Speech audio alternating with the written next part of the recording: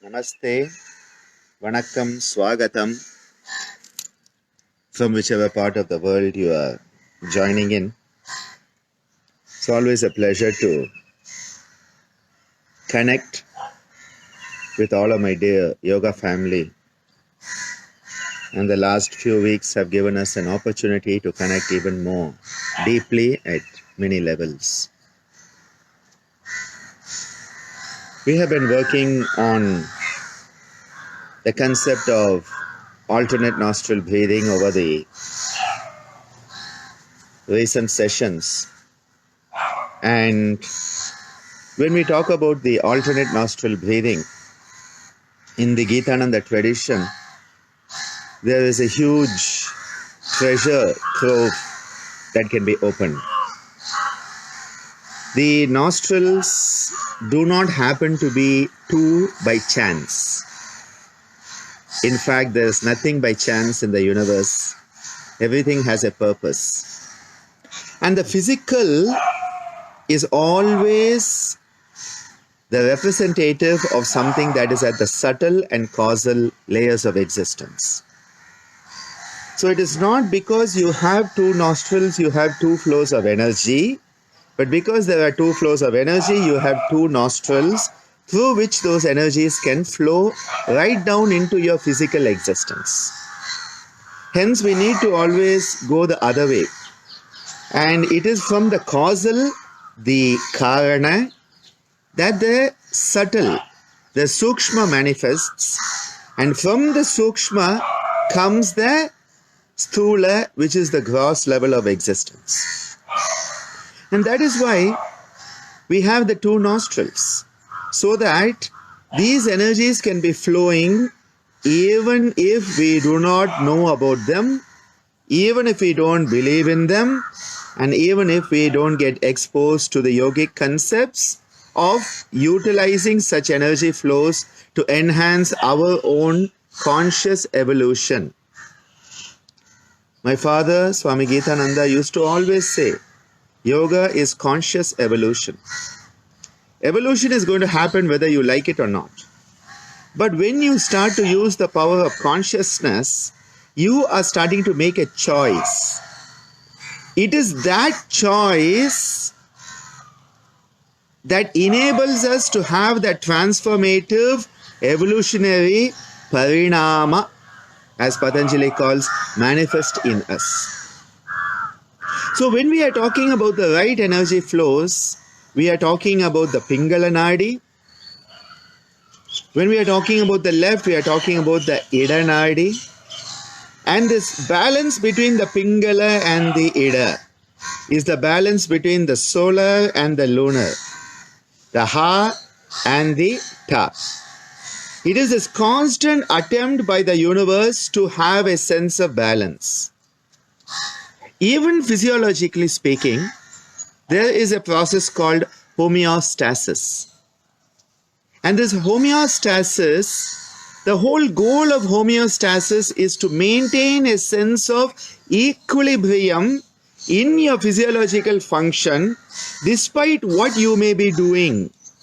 So whether you are standing up, whether you are sitting down, whether you are sleeping, whether you are waking, whether you are running, whether you are eating, whether you are starving, whether you are in fear, whether you are in pleasure, the body systems are built.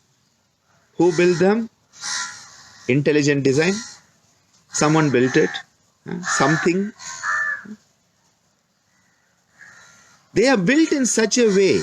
The homeostatic mechanisms are built in such an amazing way so that whatever happens, we are constantly striving to maintain balance. And that is why Lord Krishna in the Bhagavad Gita tells us, Samatvam Yoga Uchyate. Yoga is that harmonious state of balance, Samatvam. This is often more interpreted to be of a equanimity of mind. But it comes right down. The mind is not different than the body is not different than the mind, and the spirit is definitely not different than both of these. So it's all in one. So we are constantly being assisted by nature. And so what happens is you have the nasal cycle. The nasal cycle is a more relatively new scientific term for what was called Swarodaya Vigyan by our traditional teachers. Swara Udaya Vigyan. Udaya, the appearance and the disappearance. That's why when the sun comes up like now, it is called Suryodaya. And the sun is coming up. So Udaya is to come up. And Swara. Swara is the sonorous sound produced when we are breathing through the nostrils. And Vigyan is the science of it. So the science of why we have the sonorous sound happening as the nasal flow is changing periodically. Now there are multiple types of cycles. There are the circadian cycles. Circadian means that it is in 24 hours. So every 24 hours if a cycle is occurring, it is called a circadian cycle.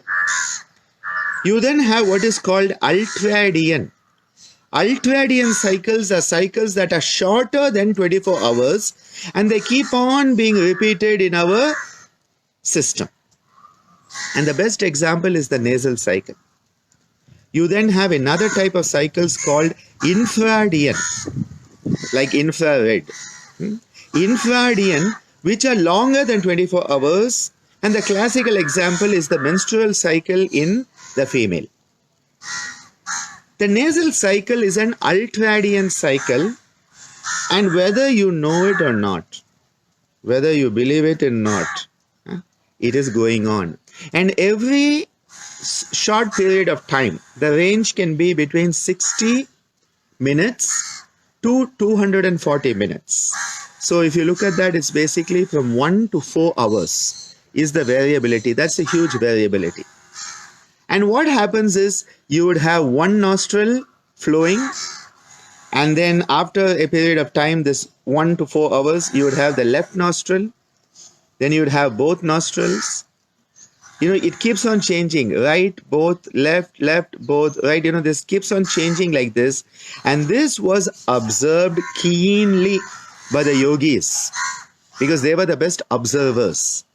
They were the best scientists. They believed in observation and looking at the observation, interpreting it, and going to the source of the observation. The yogis were the first scientists, long before even the word science came into being. So when the flow was observed to be in the right nostril, it was called the Pingala Swara. And when the flow was in the left nostril, it was called the Ida Swara. So you have the Pingala Swara and the Ida Swara. The Pingala and Ida Swara, and when both nostrils were flowing, it was called Sushumna Swara. Pingala, Ida, Sushumna. The three nadis, Ganga, Yamuna, Saraswati. The three most important nadis, Ida, Pingala and Sushumna. So it was observed that certain time periods in the day, the right nostril was dominant. Hence, it was suggested during the right nostril dominance, you should take up exertional activities. It was called Raudra Karya. The Karya, the activities that were Raudra, that were very vigorous, very externalized, very dynamic. So the dynamic activities while the right nostril was dominant, and when the left nostril was dominant, they said Saumya Karya, which means the passive activities. So it was suggested, have your food when the right nostril is dominant so that your metabolic activity would be at the peak and the food would be digested as it was meant to be digested. Taking of hot food items in the right, cool food items in the left. The left side was for relaxation. Don't go out and get involved into all the stuff going on. Just rest, recuperate, and have a nice time. Dynamism on the right, relaxation on the left. No wonder the right nostril is an indicator of sympathetic activity. Because sympathetic activity is all about this dynamism, this exertion, and this dealing with the omnipresent stress. The left nostril is definitely more linked to the parasympathetic, the vagal tone, because it is more the rest and relax and recuperate part. This is why when you find people who are very lethargic, people who are very dull, there's a lot of tamo guna. The tamasika guna, tamo guna is predominant. Asking them to breathe through the right nostril helps shatter the tamo guna and move them from tamas into rajas. Now you have people who are very rajasic, always doing something, running around doing nothing. There are some people who are so busy doing nothing that it is astonishing. They are burning themselves out. You know, burning the candle at both ends. Sounds like a lot of us, right? Guilty as charged. We need the left nostril. There's so much of stress. People are burning themselves out. You need the left nostril. It is the left nostril that enables the relaxation, the recuperation, and the resilience to be built up. Where does resilience come from? From within. Resilience must come from within. And that is why the left nostril is that which helps resilience. Now, let's go to another level here. There are many people who have what is called chronic fatigue. There's another condition called adrenal exhaustion. In both of these, what has happened? Your adrenal glands, which are part of the sympathetic nervous system, are being pushed so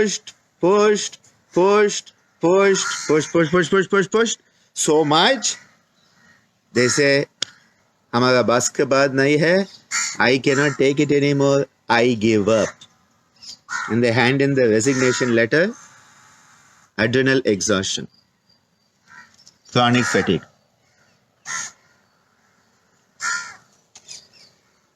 You know what? Most people, when they see that, they think, oh, this person has a lot of tamo guna. This person is very dull.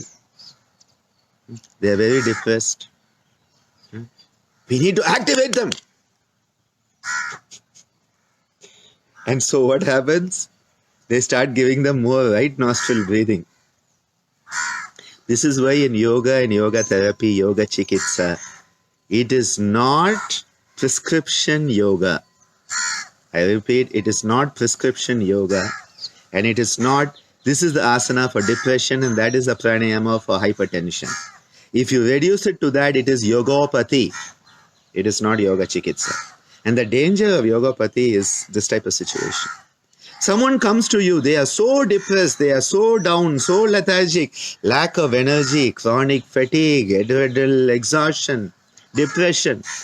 And you say, Dr. Ananda said, if somebody is in tamoguna, dull and inert, you have to activate, give them right nostril breathing 4 times a day, 27 rounds, make it 108, that lucky number. And you have just started to flog the dead horse. What has happened is that there is an adrenal exhaustion because the adrenals have been on the overdrive. And that is why what is required is the opposite at that time. What is required is the Chandranadi. It is the left parasympathetic vagal tone that we need to work on to help rebuild the resources. The sympathetic right nostril is catabolic. Catabolic means it breaks everything down. The breakdown mechanism of the body is catabolism. For example, when you are having food, it has to be broken down into its components. That is part of the digestive. The first part of the digestion is breakdown. You have eaten a carrot. That carrot has to be broken down into its component molecules. That is the first part of digestion. Second part is where those molecules have to be absorbed and assimilated in your system. We think of digestion as only one process, but it's actually two processes happening. One is the breakdown, second is sort of build up. And that is why the right nostril is required when you want the breakdown part. The left nostril is required when you want the assimilation part. And that is why the right nostril, if it is dominant when you are eating, your food can be broken down. And by the time you shift to the left nostril, now that food, all the molecules, all the good stuff can be reabsorbed in your system. People get very confused with this. One of the common confusions, sir, it is during parasympathetic nervous system that digestion occurs, and you are saying right nostril for digestion. This is the problem when we take little bits of information and we think we know everything. It is a horrendous calamity of modern education, where because we know a few terms, we think we know it all. I repeat again and again, we know nothing. We know nothing. We know nothing. And yet we think we know everything. That is the oxymoron. Ignorant geniuses. Anyway, that's a different story. So when we are working on this right nostril and left nostril, we need to understand Raudra Karya. Exertional activities were on the right. Relaxative activities, Saumya Karya, on the left. And when both nostrils were flowing in the Sushumna Swara, they said, please take that time for your spiritual practices. Because what is happening? The Sushumna channel is open. It is the opportunity, the apt time when your work of helping the Kundalini, that dormant potential energy depicted as a 3.5 coil serpent with the tail in the mouth at the base of the spine and the Mooladhara, arise and come up the Sushumna into the Brahma Randhra, where the experience of that Kundalini awakening can happen. That is the most important reason why all of this is done, so that that energy can flow. Now, if you try to have that energy flow when the right nostril is dominant, it may not happen, because your energy is being dissipated. You're not in a state of balance. You're in a state of right nostril dominance. When you are in the left nostril, you are left nostril dominant. You're not balanced. So when right nostril is dominant, you are not balanced. When left nostril is dominant, you are not balanced. When are you balanced? When that Sushumna flow is occurring. That is the time, that is the point where the spiritual experience can occur. And hence the yogis, they were such amazing scientists. They said, this is the best time for this to happen. And the yogis used to modulate this. They used to regulate this. You know how they used to do it? Again, observation. From observation and deduction, they started to go to the principle of causation. Causation. What is causing what? And how can you influence? By knowing what causes what, you know what needs to be done to influence what. Oh my God, I'm starting to sound like somebody else who has a lot of memes on them. What is very important here is that we have the capacity to actually work with this nostril dominance. Because the yogi said, okay, fine. This is how it happens. There is right nostril, there's both nostril, there's left nostril. Why do I need to wait for that to happen? Can't I do something by my self-effort? Yoga is all about self-effort, not having someone else do it for you. Yoga is all about self-effort. That is why Purushartha, the effort that we make as an individual Purusha, is the key aspect in yoga. Without self-effort, nothing can be obtained in yoga. Thinking that somebody else can do it for us, nobody can save you except yourself. Nobody can enlighten you except yourself. Nobody can eat, sleep, or think except yourself. Nobody can do it for you. Please remember, I'm going to come close up to you. Nobody can do it for you. You have to do it for yourself. So the yogis said, what can we do about it? So they created what was called the Yoga Danda. Nowadays you find a lot of people who want to look like yogis.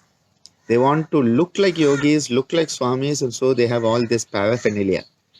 And the real ones don't seem to have any paraphernalia these days.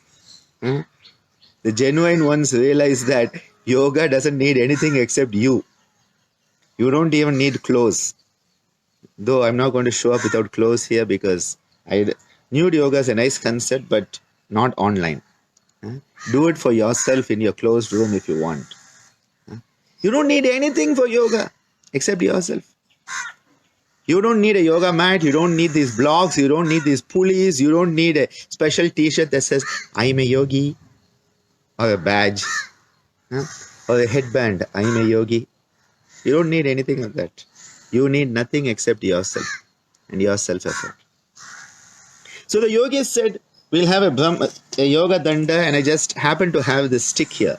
I don't know, I just turned around and it was there. See, the universe knows what props I need at the right moment. I did not plan this, okay? Yeah.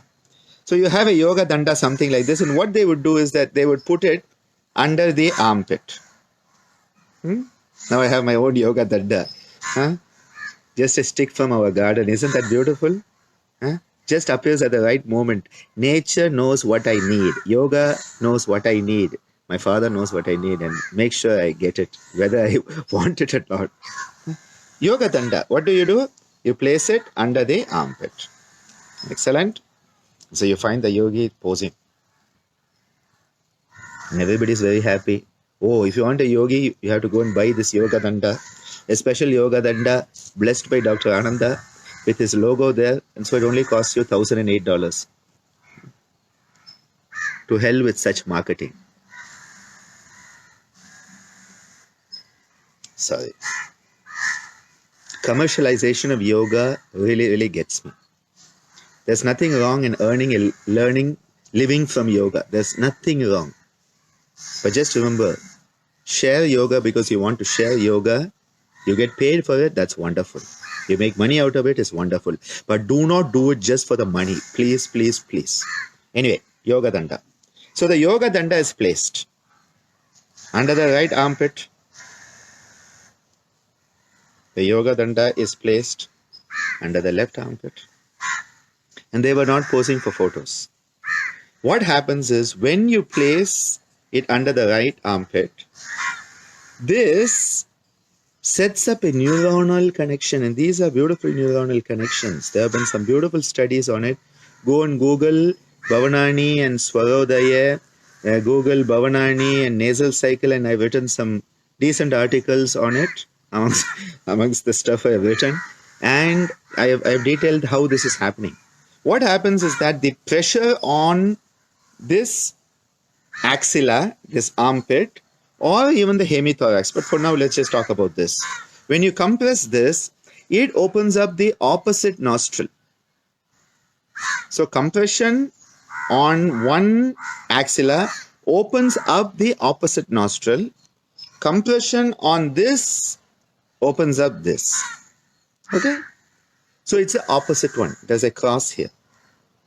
And this is an amazing phenomenon. This could happen if you cannot get a yoga danda, you could just put your fist here for some time. It will happen. It takes anything between 10 to 20 minutes on an average. So minimum 10 minutes it would be for this to start. So if you're very busy, give up. Don't worry about this. If you're too busy to do anything for yourself, then just leave it. It's not for you. If you can take time, well, it's going to work for you. What you're going to do is going to do this. Now, I'm going to give you the easy way also. What you can do is you could just lie down. If you lie down on this side, after 10 minutes, this side will open up. And that is why when you lie down on the right with the left dominant, it is called Chandra Nadi Asana, because the Chandra Nadi starts to flow automatically. And if you lie down on the left with the right dominant, whichever nostril is on the dominant side, that opens up, so it becomes Surya Nadi. So if you have had a good, you want a good relaxation, lie down on the right with the left up. You'll have good sleep. But you want to have an active relaxation and you want to digest your food, lie down on the left with the right up. So here, depending on what you want, you choose Surya Nadi Asana or Chandra Nadi Asana, which is basically very, very useful therapeutically when you have people who are bedridden. And please remember, yoga is actually for everyone in the sense of that anybody can do it. As Rishikacharya sir used to say, if you can breathe, you can do yoga. And often we are called into the, ICUs and in the post-op wards. You can always do something. If people are bedridden, people who have strokes, people who are bedridden, they can at least, if you can get them to lie on one side, you're going to influence the right and left nostrils. And even automatically it's going to happen. And that is why there's so much. So what does this mean? If the yogi has the yoga danda under the right armpit, it means the left nostril is going to be dominant. Okay? For people who are watching this new and people who are watching it live, please understand that because I'm using the forward-facing camera, right and left are interchanged. When I download and upload on YouTube, I reverse it on my system. So it's not an issue, but live you may have it. So this is my right. Okay, you can see my Ganesha is reversed. Yeah. So this is the right side. So when I place the yoga danda here, it means after some time I'm going to be sitting quietly and my left nostril is going to be flowing, which means I'm going to be in the Ida Swara. Ida Swara is a time for Saumya Karya. So it is a time for relaxation, contemplation, and just taking your mind inwards and letting go of all the worries. If I have my yoga danda under my left armpit, now what happens? My right nostril becomes dominant and I am in a Pingala Swara, so Raudra Karya is there. Again, remember, right nostril, left brain, left nostril, right brain. So the students in those days, not nowadays. Nowadays, nobody knows when to approach the teacher also. In those days, the students knew when to approach the teacher. So if the guru was sitting and he had the yoga danda under his left armpit, what does it mean? His right nostril is dominant, which means you can approach him and you can ask him questions and he will give you answers. It is a time to approach your guru and ask questions and get answers. But if the guru had his yoga danda under the right armpit, it means he wanted to contemplate and he was in a deep contemplation. Please don't disturb him, otherwise you'll get kicked out of the ashram. Nowadays, you cannot kick people out because they have become consumers and they are protected by Consumer Protection Act. When you are dependent on your students as consumers, you have lost it. Right now, so left nostril is when you don't approach a teacher, let them contemplate. And again, what the yogis used to do, they would do this long enough that they got into the Sushumna flow. So they found they would say, I'm actually now right at the Sushumna. I should be meditating and doing my sadhana and not interacting with you, but this is my sadhana. Okay? My sadhana is sharing. So sharing with you is my sadhana, so no issues there. But now actually both nostrils are quite equal for me. But say right nostril was dominant, left was blocked. They would do this for some time until they came to a stage where both were equal. Or say this was dominant and this was blocked, they would put it here until they came to the Sushumna Swara. So the goal of the yoga danda, and this is Dr. Ananda's copyright, patented, trademarked yoga danda that is available for a personalized signed version. A personalized signed version for only $1,008. Okay, speaking about commercialization.